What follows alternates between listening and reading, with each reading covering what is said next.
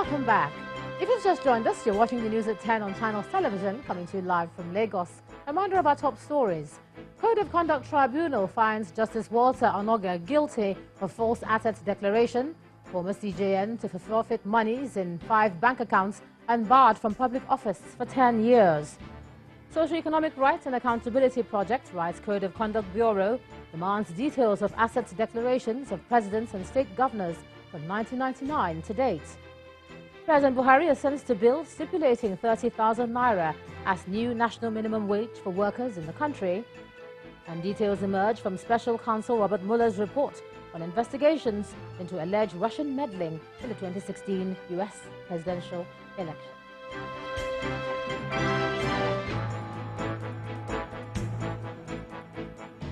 ChannelsTV.com has more information for you, and on youtube.com/channelsweb you can watch our videos.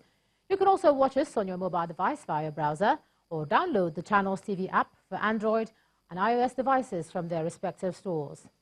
Besides giving you access to news and updates on the go, the Channels TV and Channels 24 app has an eyewitness feature that you can use to share pictures, videos, or news of happenings around you.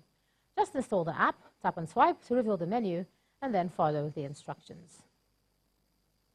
Human rights group, the Socio-Economic Rights and Accountability Project, SERAP, is asking the chairman of the Code of Conduct Bureau to provide information and specific details of the assets declarations submitted by successive presidents and state governors since the return of democracy in 1999. In a Freedom of Information request sent to the CCB chairman, Dr. Mohammed Issa, SERAP is also seeking information on the number of asset declarations so far verified by the Bureau and those found to be false and in breach of the Code of Conduct for public officers. In the FOI request dated April the 18th, 2019, and signed by SERAP Deputy Director Kolawole Oluwadare, the organization says, quote, "While we welcome the judgment by the Code of Conduct Tribunal on Justice Walter Onagas, we now urge the CCB to extend its mandates to enforce constitutional provisions on assets declarations by public officers to cover elected officials," end of quote. SERAP also urges the CCB to vigorously pursue the prosecution of any officers who use their powers, either as presidents or state governors, to enrich themselves. While the organization condemns judicial corruption, it also describes the level of corruption involving many politicians since 1999 and the enriched culture of impunity as equally appalling. According to SERAP, publishing the asset declarations of elected public officers since the return of democracy in 1999 will improve public trust in the Bureau's ability to effectively discharge its mandates. The Presidency has affirmed that the conviction of the suspended Chief Justice of Nigeria, Walter Onagas, by the Code of Conduct Tribunal for the anti-corruption policy of the Buhari administration is a victory for it. Now, reacting to the verdict today, the Presidency explains in a statement that the outcome of the trial demonstrates clearly that the law is no respecter of persons, titles, social or political connections. The statement adds that the essence of the rule of law is to hold everyone accountable equally before the law, regardless of their high or low status in the society. According to the Presidency, the war against corruption is all-encompassing and it is not designed to persecute anyone for political or other reasons.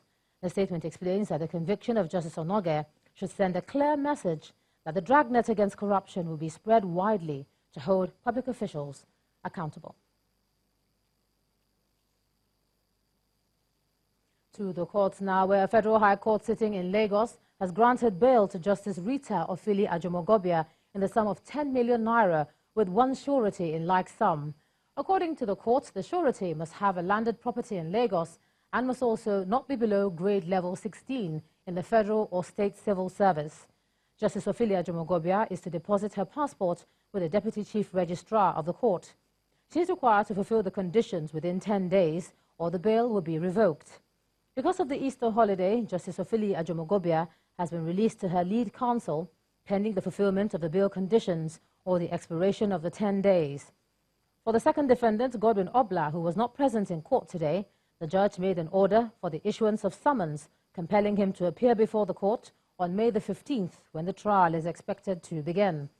The Economic and Financial Crimes Commission rearrested and rearranged Justice Ophelia on 18 counts bordering on unlawful enrichment and alleged money laundering after she was set free by the Federal High Court in Lagos on Monday. We cross over to Abuja now. Here's Ibrahim Adra. Ibrahim.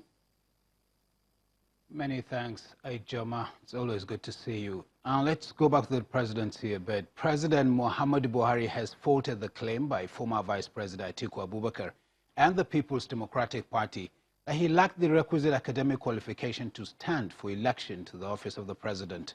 And the president was responding to allegations by Alhaji Atiku and the PDP contained in the petition before the Presidential Election Tribunal.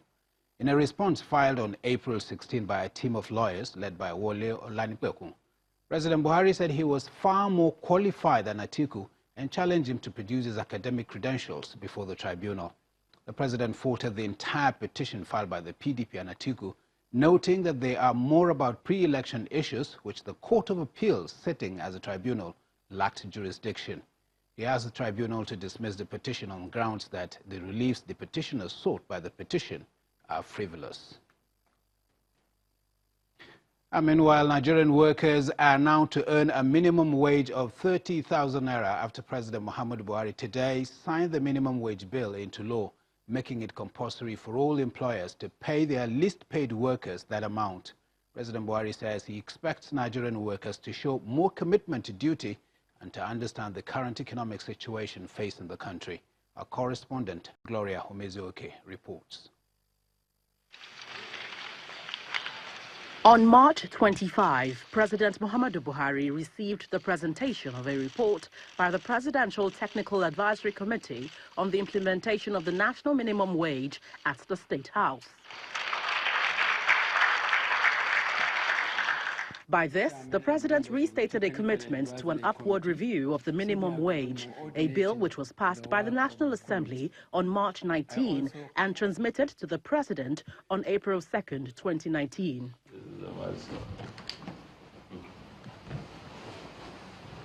2 weeks after, President Muhammadu Buhari signs the bill into law. I hope you have signed your paper.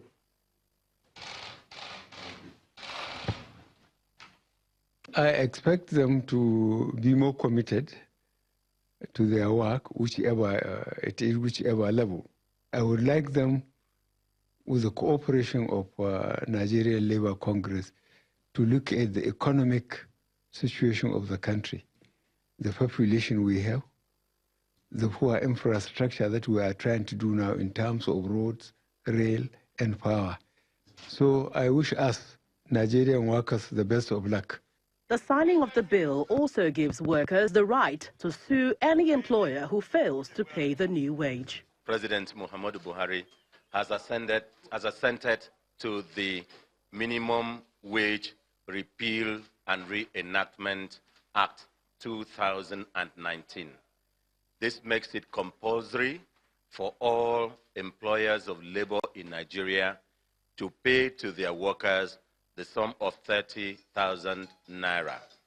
Now, it also gives the workers the right, if you are compelled by any circumstance, to accept salary that is less than 30,000, for you to sue your employer to recover the balance, and authorizes the Minister of Labor and any person nominated by the Minister of Labor or any person designated by the Minister of Labor in any ministry, department, or agency to, on your behalf, take action in your name against such employer to recover what the balance of your wages.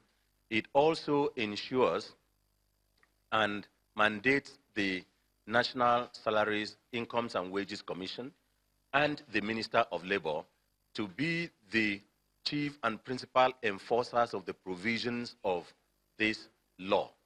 The new law, which has been applauded, begins with immediate effect and applies to all agencies and organizations, in particular those who employ above 25 persons across the Federation. From the Presidential Villa, Gloria Umezuke, Channels Television News. Gloria, thanks a lot. Now to politics. More lawmakers of the All Progressives Congress have kicked against the stance of the party, which has owned the position of Speaker in the Ninth Assembly to the Southwest.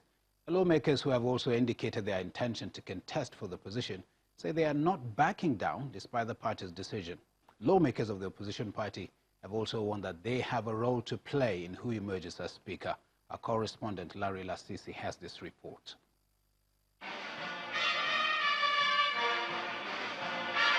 This is the meeting between President Muhammadu Buhari, the national chairman of the All Progressives Congress, Adams Oshiomhole, and members-elect of the 9th House of Representatives. This is where the party took the decision on who becomes Speaker in the 9th House of Representatives. The party, after taking into cognizance all factors and also considering the interests of members and the wishes of members, adopted the leader of the House, Femi Gbajabiamila, for the position of Speaker. This position appears not to be going down well with some members of the party. Despite their loyalty to the party, some of the lawmakers who have indicated interest in vying for the position of Speaker say they are not backing down. I'm aspiring for the position of the Speaker, and I still feel that I will still go ahead and contest at this particular election because the Northeast Zone is the most backward zone, not only in Nigeria, but the entire West Africa. The North Central Zone has not been convinced, giving reasons why their votes should not count and why we should not run. And we feel very strongly that there is still room for negotiation because we believe it is not over until it is over. Members of the opposition, however, warn that the race for the position of Speaker in the House of Representatives will be decided by all members and not just the members of the ruling party. There's no way 140 cannot sway the votes of whoever emerges. That is why it is an exercise in futility for the APC to think that they alone can deliver the Speaker. That is not going to happen. Just like the cardinals, when they go into conclave, it is only the people inside the chamber. Once the doors are shut, those are the people that have the votes. Open, secret ballot. One man, one vote. There and then we will count the votes. The result will be announced. There will be no inconclusive election on that day. We will know who will become the Speaker, and he will be sworn in. It's about 5 weeks to the election, which will decide who becomes the Speaker of the next House. Enough time for a lot to happen that will decide who captures the exalted position. Lanre Lasisi, Channels Television News. Let's take a breather. When the News at 10 returns, shareholders of GT Bank approved 2018 financial statement, endorsed dividend of ₦2.75 per share. That's in our business package. Do join us again.